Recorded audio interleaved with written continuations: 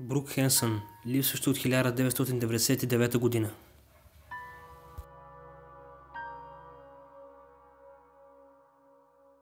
22-годишно момиче, което живяло в Южна Калифорния, което присъствало на парти с приятели през 3 юли 1999 година. След кратко недоразумение с приятеля и Шейн, Брук оставила бележка около 2 часа и отишла до местния магазин, който бил само на няколко пресечки. Брук за последно бе забелязана да ходи по пътя за магазина онази сутрин и никога повече не бе видяна или чута. През 2006 година изведнъж се появил внезапен пробив към случая. Човек с името Брук Хенсън кандидатствал за работа като павачка в Ню Йорк и след като работодателя направил проучване относно името в интернет, се свързал с органите, след като разбрал, че Брук е липсвала вече близо 7 години. Но това не бяха добрите новини, които семейството й очакваха. Истинската самоличност на човека, представящ се като Брук, вместо това било момиче на име Естър Рийд, също така изчезнало лице, напуснало гимназията и изчезнало от родния й град след смъртта на майка й през 1999 година.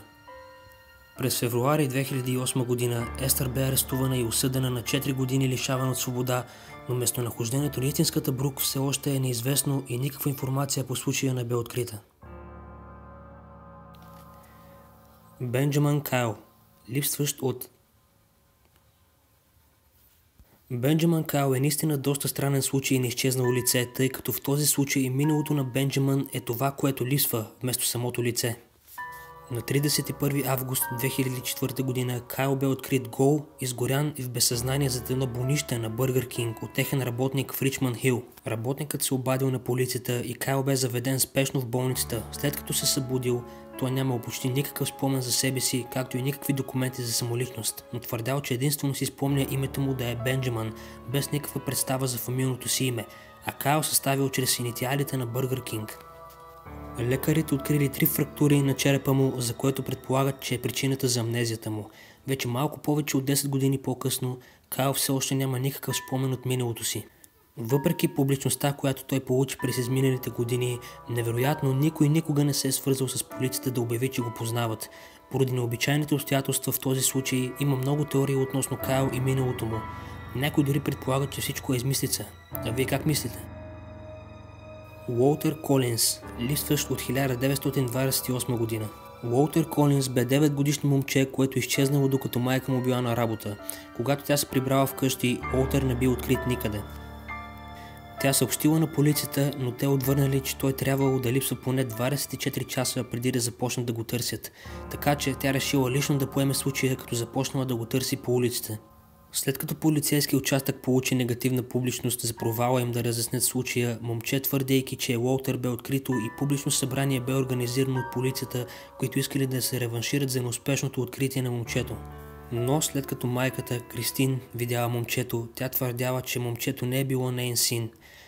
Въпреки стоматологични записи, доказващи, че момчето не е синът й, капитан Джонс от полицейската служба вкарва Кристин в психиатрична клиника, където през това време момчето най-накрая признава, че не е Уолтер, а всъщност момче на име Артър Хъчинс младши.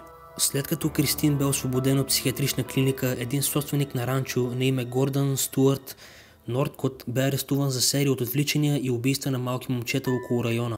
Въпреки че доказателствата сочат към мъжа като потенциалния похитител и убиец на Уолтер, той отричал, че някога е виждал Уолтер и фактът, че не е могъл да опише външния вид на Уолтер, дал надежда на Кристин, че синът й е все още жив. Уолтер Колинс никога не бе открит.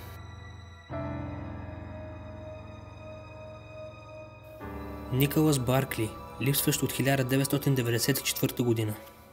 Николас Баркли бе 13-годишно момче, което след игра на баскетбол с приятели в родния си град Тексас никога повече не бе видян. Така беше, докато през 1997 година, когато едно момче от Франция, твърдейки, че е то, бе транспортирано към САЩ и отново бе обединено с семейството си. Въпреки че момчето имало по-различен цвят на очите от този на Николас и говорило с френски акцент, семейството вярвало, че това наистина бе синът им, който бе продаден на проституционен кръг и изпратен да живее във Франция. Момчето живяло със семейството си, докато през 1998 година един местен частен детектив става подозрителен относно разликата във външния му вид между Николас и момчето, което твърди, че е той.